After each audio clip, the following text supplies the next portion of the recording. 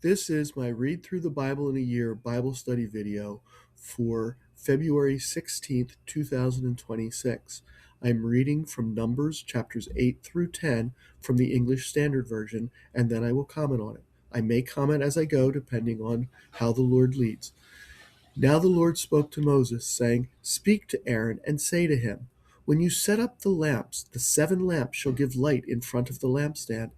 And Aaron did so. He set up its lamps in front of the lampstand, as the Lord commanded Moses. And this was the workmanship of the lampstand: hammered work of gold. From its base to its flowers it was hammered work, according to the pattern that the Lord had shown Moses. So he made the lampstand. And the Lord spoke to Moses, saying, "Take the Levites from among the people of Israel and cleanse them. Thus you shall do to them to cleanse them. Sprinkle the water of purification upon them, and let them go with a razor over all their body, and wash their clothes, and cleanse themselves. Then let them take a bull from the herd, and its grain offering of fine flour mixed with oil, and you shall take another bull from the herd for a sin offering. And you shall bring the Levites before the tent of meeting, and assemble the whole congregation of the people of Israel. When you bring the Levites before the Lord, the people of Israel shall lay their hands on the Levites, and Aaron shall offer the Levites before the Lord as a wave offering from the people of Israel, that they may do the service of the Lord. Then the Levites shall lay their hands on the heads of the bulls, and you shall offer the one for a sin offering, and the other for a burnt offering to the Lord, to make atonement for the Levites. And you shall set the Levites before Aaron and his sons, and shall offer them as a wave offering to the Lord. Thus you shall separate the Levites from among the people of Israel, and the Levites shall be mine. And after that the Levites shall go in to serve at the tent of meeting, when you have cleansed them and offered them as a wave offering. For they are wholly given to me from among the people of Israel. Instead of all who open the womb, the firstborn of all the people of Israel, I have taken them for myself. For all the firstborn among the people of Israel are mine, both of man and of beast. On the day that I struck down all the firstborn in the land of Egypt, I consecrated them for myself, and I have taken the Levites instead of all the firstborn among the people of Israel. And I have given the Levites as a gift to Aaron and his sons from among the people of Israel, to do the service for the people of Israel at the tent of meeting, and to make atonement for the people of Israel, that there may be no plague among the people of Israel when the people of Israel come near the sanctuary. Thus did Moses and Aaron and all the congregation of the people of Israel to the Levites, according to all that the Lord commanded Moses concerning the Levites, the people of Israel did to them. And the Levites purified themselves from sin and washed their clothes. And Aaron offered them as a wave offering before the Lord. And Aaron made atonement for them to cleanse them. And after that, the Levites went in to do their service in the tent of meeting before Aaron and his sons, as the Lord had commanded Moses concerning the Levites, so they did to them. And the Lord spoke to Moses, saying, "This applies to the Levites. From 25 years old and upward they shall come to do duty in the service of the tent of meeting.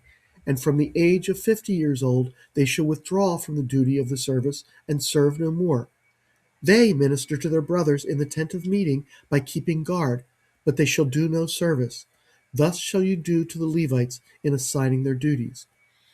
And the Lord spoke to Moses in the wilderness of Sinai in the first month of the second year after they had come out of the land of Egypt, saying, "Let the people of Israel keep the Passover at its appointed time. On the 14th day of this month at twilight, you shall keep it at its appointed time. According to all its statutes and all its rules, you shall keep it." So Moses told the people of Israel that they should keep the Passover, and they kept the Passover in the first month on the 14th day of the month at twilight in the wilderness of Sinai, according to all that the Lord commanded Moses. So the people of Israel did. And there were certain men who were unclean through touching a dead body, so that they could not keep the Passover on that day. And they came before Moses and Aaron on that day. And those men said to him, "We are unclean through touching a dead body. Why are we kept from bringing the Lord's offering at its appointed time among the people of Israel?" And Moses said to them, Wait, that I may hear what the Lord will command concerning you." The Lord spoke to Moses, saying, "Speak to the people of Israel, saying, if any one of you or your descendants is unclean through touching a dead body, or is on a long journey, he shall still keep the Passover to the Lord. In the second month, on the 14th day at twilight, they shall keep it. They shall eat it with unleavened bread and bitter herbs. They shall leave none of it until the morning, nor break any of its bones. According to all the statute for the Passover, they shall keep it. But if anyone who is clean and is not on a journey fails to keep the Passover, the person shall be cut off from his people, because he did not bring the Lord's offering at its appointed time. That man shall bear his sin. And if a stranger sojourns among you and would keep the Passover to the Lord, according to the statute of the Passover and according to its rule, so shall he do. You shall have one statute, both for the sojourner and for the native. On the day that the tabernacle was set up, the cloud covered the tabernacle, the tent of testimony, and at the evening it was over the tabernacle like the appearance of fire until morning. So it was always. The cloud covered it by day, and the appearance of fire by night. And whenever the cloud lifted from over the tent, after that the people of Israel set out. And in the place where the cloud settled down, there the people of Israel camped. At the command of the Lord, the people of Israel set out, and at the command of the Lord they camped. As long as the cloud rested over the tabernacle, they remained in camp. Even when the cloud continued over the tabernacle many days, the people of Israel kept the charge of the Lord and did not set out. Sometimes the cloud was a few days over the tabernacle, and according to the command of the Lord, they remained in camp. Then, according to the command of the Lord, they set out. And sometimes the cloud remained from evening until morning, and when the cloud lifted in the morning, they set out. Or if it continued for a day and a night, when the cloud lifted, they set out. Whether it was 2 days or a month or a longer time that the cloud continued over the tabernacle, abiding there, the people of Israel remained in camp and did not set out. But when it lifted, they set out. At the command of the Lord they camped, and at the command of the Lord they set out. They kept the charge of the Lord at the command of the Lord by Moses. The Lord spoke to Moses, saying, "Make 2 silver trumpets. Of hammered work you shall make them, and you shall use them for summoning the congregation and for breaking camp. And when both are blown, all the congregation shall gather themselves to you at the entrance of the tent of meeting. But if they blow only one, then the chiefs, the heads of the tribes of Israel, shall gather themselves to you. When you blow an alarm, the camps that are on the east side shall set out. And when you blow an alarm the second time, the camps that are on the south side shall set out. An alarm is to be blown whenever they are to set out. But when the assembly is to be gathered together, you shall blow a long blast, but you shall not sound an alarm. And the sons of Aaron, the priests, shall blow the trumpets. And the trumpets shall be to you for a perpetual statute throughout your generations. And when you go to war in your land against the adversary who oppresses you, then you shall sound an alarm with the trumpets, that you may be remembered before the Lord your God, and you shall be saved from your enemies. On the day of your gladness also, and at your appointed feasts, and at the beginnings of your months, you shall blow the trumpets over your burnt offerings, and over the sacrifices of your peace offerings.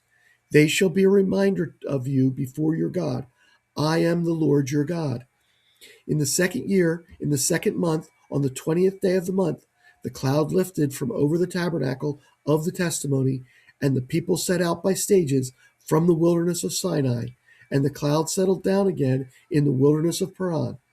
They set out for the first time at the command of the Lord by Moses.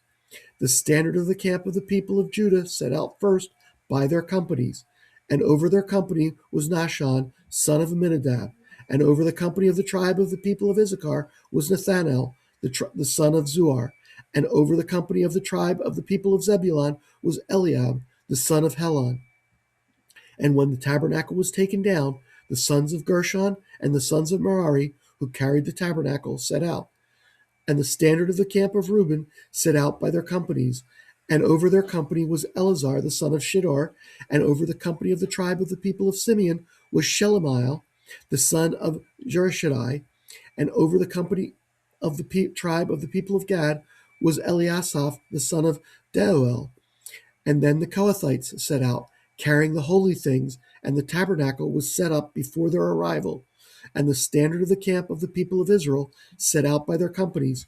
And over their company was Elishama, the son of Amminahud, and over the company of the tribe of the people of Manasseh was Gamaliel, the son of Pedazur, and over the company of the tribe of the people of Benjamin was Abidan, the son of Gideoni.